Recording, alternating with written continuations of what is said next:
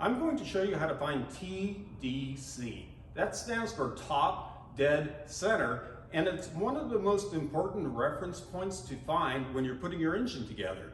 Now, this is the time to do it because I haven't put the cylinder heads on yet, and the only tools you really need are a deck bridge with a dial indicator and something to turn the engine over with. I use a really long breaker bar because that gives me the smoothest action and the most accurate result. You're going to begin by placing your deck bridge, and you want the anvil of your dial indicator along the center line of the piston pin. The reason is, if you set up way out here, the piston can rock and it'll greatly affect your reading. I can rock the piston 7 or 8 thousandths in either direction. That won't happen along the center line. You're going to begin by turning the crank until the piston reaches the top of the bore. You'll see it in the dial indicator because the needle will reach a peak and then turn around and start going the other way. I'm going to find that right now, and right about there. I'm going to zero the indicator at that point.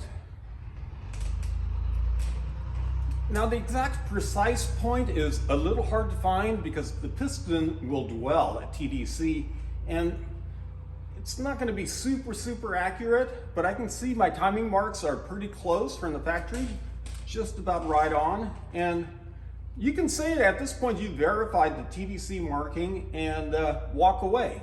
But if you want to get a little more precise, hang on and I'll show you how to figure that out. To get a super accurate measurement of TDC, you actually have to measure away from TDC. That's because of that dwell when the piston is at the top of the bore. You do that by using a checking height. I'll show you how to do that right now.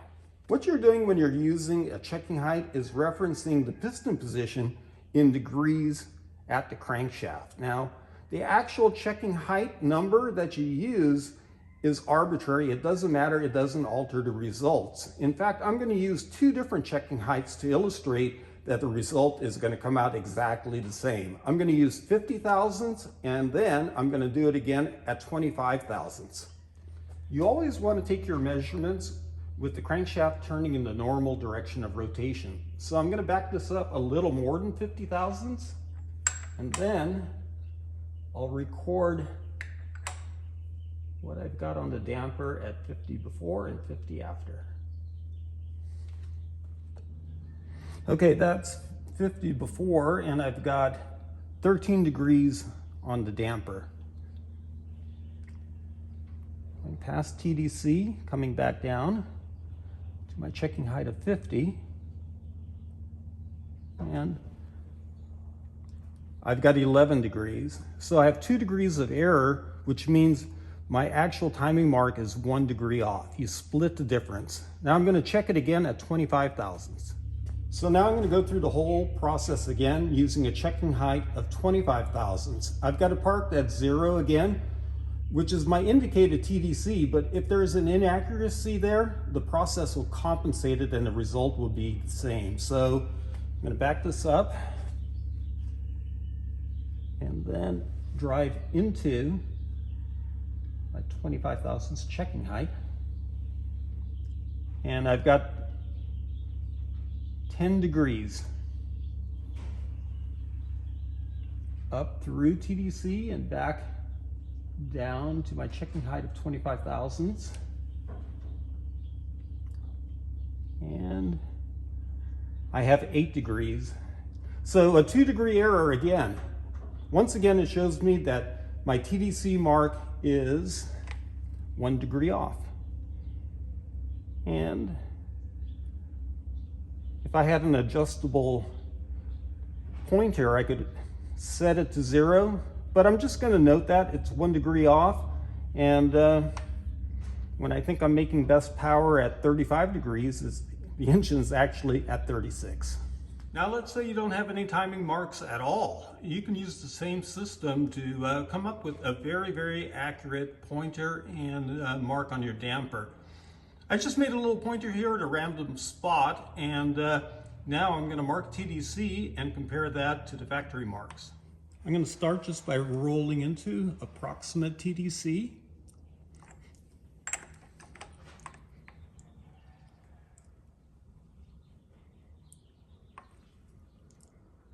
about there. I'll zero my indicator. Okay. I'm going to back up to a 25 thousandths checking height. Drive into it. Oops, a little too much. Okay. Okay, so this is at 25 thousandths before TDC on my checking height, so I'll put a little mark there. Now what I'm going to do is roll through TDC and back down to my checking height of 25 thousandths. Coming up, and I want to park it just right. Boom. So now I have one mark here at 25 thousandths before, and I'll mark the second one here, which is 25 after. And TDC is going to be exactly in between those two marks. We'll see if it works. I split the difference between my two marks before and after TDC, and that should give me exactly TDC here. I'll see how that looks compared to the factory markings on the other side of the damper. So I'm parked right at my homemade TDC mark, and let's move over to the other side. Pull back the tape. Have a look. What do you know? 1 degree off, which was the inaccuracy we found in this factory mark to begin with. So I'm at true TDC. Imagine that. I really enjoyed making this video on TDC. If you guys liked it, please like, sub, and don't forget to tell your friends.